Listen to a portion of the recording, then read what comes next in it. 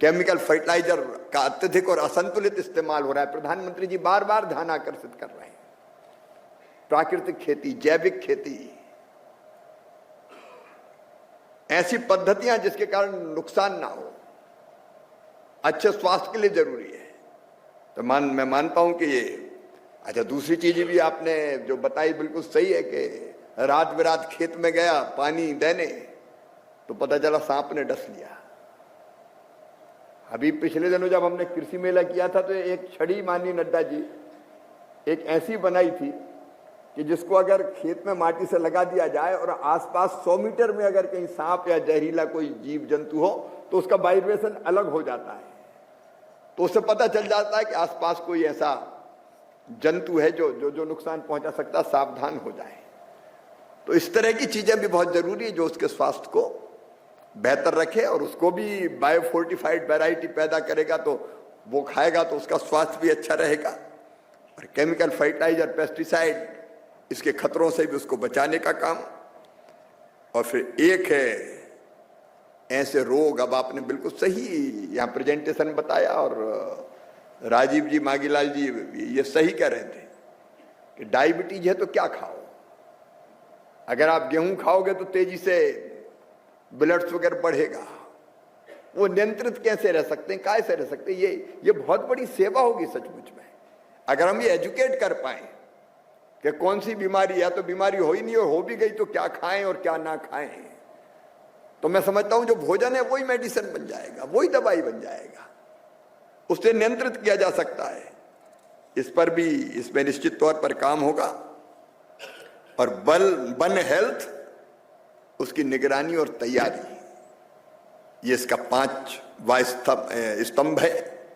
मुझे लगता है कि सचमुच में ये सेहत भारत की और दुनिया के लोगों की सेहत को ठीक दिशा में ले जाने का एक बहुत महत्वपूर्ण उपकरण बनेगा। बस इतना ही मेरा आग्रह है कि टारगेट हमारा तय, लक्ष्य सुनिश्चित है, उस लक्ष्य तक पहुंचने के लिए हम रोड मैप बनाएं। अब रिसर्च होनी तो रिसर्च इतनी लंबी ना हो कि कई बरस गुजर जाएं और परिणाम ही ना आए, और उसके बाकी तरह की चीजें भी साथ साथ हमको सोचनी पड़ेगी। अब हम क्या तो देते हैं मोटा अन्न, मिलेट्स उगाओ, और मिलेट्स का उत्पादन इतना कम होता है कि किसान को फायदा नहीं होता, तो वो सोचता है कि गेहूं उगाने में ज्यादा फायदा, धान उगाने में ज्यादा फायदा है। हमको रिसर्च को उस दिशा में भी ले जाना पड़ेगा कि ऐसी चीजें उत्पादित करके किसान को आर्थिक लाभ भी हो। अगर नहीं होगा तो वो नहीं उगाएगा, दाल का उत्पादन कम है तो वो धान ही लगाएगा। और इसलिए रिसर्च में हमको इन सब पहलुओं को ध्यान में रखना पड़ेगा। एक तरफ हमने अगर सोचा, अब कोदो कुटकी कितनी पैदा होती है हम लोग जानते हैं, रागी कितना पर हेक्टर पैदा होता है हम जानते हैं, और इसलिए उस दिशा में भी हमको और शोध और रिसर्च करने की जरूरत है, और एक निश्चित समय सीमा में परिणाम आए, नंबर 1, और वो हम ढंग से किसानों और जनता तक पहुंचा भी पाए। अगर वो केवल पेपर लिखने में ही रह गए, ये रिसर्च हुआ, शोध हुआ और पेपर पब्लिश कर दिया, तो उससे हमारा काम नहीं होगा। आपने तय भी किया है कि ये पेपर के लिए नहीं होगा, तो उसको हम कैसे ढंग से किसान तक और जन जन तक पहुंचाएं, वो भी एक बड़ी चुनौती है। लेकिन प्रधानमंत्री श्रीमान नरेंद्र मोदी जी के नेतृत्व में हर चुनौती का मुकाबला करके हम उस पर विजय प्राप्त करते हैं, ये हमने देखा है। इसलिए मेरा पूरा विश्वास है कि आज स्वास्थ्य मंत्रालय और हमारा कृषि मंत्रालय, विशेषकर ICAR, दोनों ने ये संकल्प लिया है कि दुनिया के भी और विशेषकर भारत के हमारी जनता के सेहत को ठीक करना है, स्वास्थ्य को ठीक करना है। तो मुझे पूरा विश्वास है कि हम इसमें सफलता प्राप्त करेंगे। दोनों विभागों के सभी वैज्ञानिकों सहित काम में लगे सभी मित्रों को बधाई भी, शुभकामनाएं भी, और कोरी शुभकामनाएं नहीं, हमारा साथ भी, नड्डा जी का मार्गदर्शन भी मिलेगा और हमारा साथ भी मिलेगा। मिलकर काम करेंगे और निश्चित समय सीमा में परिणाम देंगे, और ये परिणाम देश को, देश की जनता को स्वस्थ रखेंगे। बहुत बहुत धन्यवाद, नमस्कार। शिवराज जी ने कहा कि ये ऐतिहासिक दिन है और अभूतपूर्व घटना है। निश्चित रूप से ये ऐतिहासिक दिन भी है और अभूतपूर्व घटना भी है, क्योंकि आगे चल कर के इस मिशन के माध्यम से बहुत कुछ हम हासिल कर सकेंगे, ऐसा हमें विश्वास है।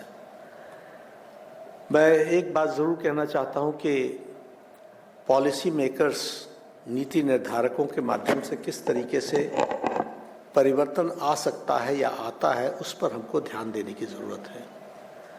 प्रधानमंत्री मोदी जी के नेतृत्व में जब से उन्होंने बागडोर संभाली है देश की, तो हमने देखा है कि हम लीक से अलग हटकर चलने की एक रवायत को हमने आगे बढ़ाया है। We are not reactive, but we are proactive. We are not only curative, we are preventive. अब ये नीतियों के परिवर्तन के कारण से हम इस परिस्थिति में आ सके हैं, और सेहत मैं मानता हूँ कि एक तरीके से इस सोच का परिणाम है कि हम रिएक्ट नहीं करते, हम प्रोएक्टिव होकर के सोचते हैं और सोच करके आगे बढ़ने का प्रयास करते हैं। आइसोलेशन में, साइलोज में बहुत लंबे समय से ICAR भी काम कर रहा था, और आइसोलेशन में ही बहुत लंबे समय तक ICMR भी सोच रहा होगा। लेकिन दोनों का मिलन, एक दूसरे की को सबल बनाना और साइंटिफिक एविडेंस के साथ आगे बढ़ना, यह इसमें हो सका है। इसके लिए मैं विशेष करके ICMR और ICAR को बहुत बहुत बधाई देता हूँ और शुभकामनाएं देता हूँ। हमारी सोच में पिछले 10 वर्षों में कॉन्फिडेंस भी काफ़ी डेवलप हुआ है। पहले हम इम्पोर्टेड सॉल्यूशंस के तरफ बहुत ध्यान रखते थे, यानी कुछ विदेश में हुआ तो उसको हम अपने यहाँ कॉपी कर लें। लेकिन अब हमारे यहाँ इनोवेशंस पर काफ़ी ध्यान दिया जा रहा है, और home made innovations, home born innovations, हमारे इस धरती पर किए गए प्रमाणों के साथ जो उसको हम आगे बढ़ा रहे हैं, यह भी बहुत अच्छी पहल है। एक बात और मैं कहना चाहूँगा कि हमारे जो सिस्टम्स थे वो भी फ्रैगमेंटेड थे। जैसा मैंने कहा कि हर कोई अकेले में सोचता था, आज वो इंटीग्रेटेड है, और इंटीग्रेटेड होने के साथ साथ टेक्नोलॉजिकल ड्रिवन के माध्यम से वो उनको बढ़ाने का प्रयास कर रहे हैं, और इसलिए मुझे लगता है कि बहुत ही अच्छे परिणाम आने वाले हैं। इसको हमको समझने की ज़रूरत है। हम जानते हैं कि हम लोगों ने एक ट्रांसफॉर्मेटिव प्रोग्रेस किया है, और जब हम ट्रांसफॉर्मेटिव प्रोग्रेस की बात करते हैं तो हमने हेल्थ सिस्टम्स को भी काफ़ी स्ट्रेंथन किया है, उस सिस्टम्स को भी आगे बढ़ाया है। और हमारी कोशिश क्या है कि हम एक्सपैंड करें एफोर्डेबल और हाई क्वालिटी के हेल्थ केयर को, एफोर्डेबल भी हो और हाई क्वालिटी का भी हो। और जो हमारा फोकस है वो फोकस है प्रिवेंशन पर, अर्ली डिटेक्शन पर और कॉन्टिन्यूम ऑफ केयर पर। यानी सबसे पहली बात है कि हम प्रिवेंट करें, प्रिवेंशन के साथ साथ हम उसके लिए अर्ली डिटेक्शन करना बहुत ज़रूरी है, और कॉन्टिन्यूम ऑफ केयर उसके लिए एक आवश्यक पहलू है जिसको हमको ध्यान रखने की ज़रूरत है। और ये जो हमारी हेल्थ रिसर्च की ICMR जो काम कर रहा है, वह निश्चित रूप से इस क्षेत्र में बहुत तीव्र गति से आगे बढ़ रहा है। और इसके साथ साथ ICMR का एक बहुत बड़ा वाइटल रोल भी है, बहुत बड़ी जिम्मेवारी भी है कि वो नर्चरिंग करे इनोवेशन के इकोसिस्टम को, उसको नर्चर करने की ज़रूरत है। और मैं ये कह सकता हूँ कि ICMR बखूबी इस काम को कर रहा है। हमें आइडेंटिफाई करना पड़ेगा, हमें चिन्हित करना पड़ेगा कि हमारे क्रिटिकल हेल्थ चैलेंजेस क्या हैं, और उसके बाद हमें डेवलप करना पड़ेगा। और उसके लिए ICMR फंडिंग के लिए भी तैयार है। मैंने ICMR को भी कहा है, आपके fund is not the problem, finance is not the problem. ये कई बार गलतफहमी लोगों को पैदा हो जाती है कि फंड और finance is the problem. No, fund and finance is not the problem. Problem is that we have to show the outcomes, and outcome related funding is always very important, that we have to understand. इसके लिए मैं आप सबसे कहूँगा कि हम funding के लिए भी तैयार हैं, और वैलिडेटिंग करने के लिए भी ICMR तैयार है। और हमें जो बनाना है वो लो कॉस्ट हो, हाई क्वालिटी हो, इंडिजिनस हो, डायग्नोस्टिक में भी, थेरेपेटिक्स में भी और वैक्सीन्स में भी। तो इस तरीके से हम इस काम को आगे बढ़ाने का प्रयास कर रहे हैं। एक मैं ज़रूर कहूँगा कि हेल्थ रिसर्च में और हेल्थ डिलीवरी में हेल्थ चैलेंजेस का डुअल बर्डन आया है, जिसको राजीव बहल जी ने आप सबके सामने रखा है। एक तरफ हम मैल न्यूट्रिशन से सफ़र कर रहे हैं और दूसरी तरफ हम राइजिंग नॉन कम्युनिकेबल डिजीजेस से भी सफ़र कर रहे हैं, लाइफस्टाइल से भी सफ़र कर रहे हैं।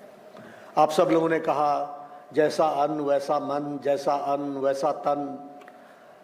तो हम क्या इन्हें लेते हैं वो बहुत महत्वपूर्ण है और इसीलिए हमें दोनों से बचना है, मैल न्यूट्रिशन से भी बचना है और हमको अपने आप को नॉन कम्युनिकेबल डिजीजेस से भी बचना है। आजकल जिस तरीके से हाइपरटेंशन, डायबिटीज़, कैंसर, ये सब लाइफस्टाइल डिजीजेस जो हम लोगों को डेवलप हो रही हैं, उसमें बहुत बड़ा योगदान हमारे खान पान का है, हमारे एनवायरमेंटल इश्यूज़ का भी है।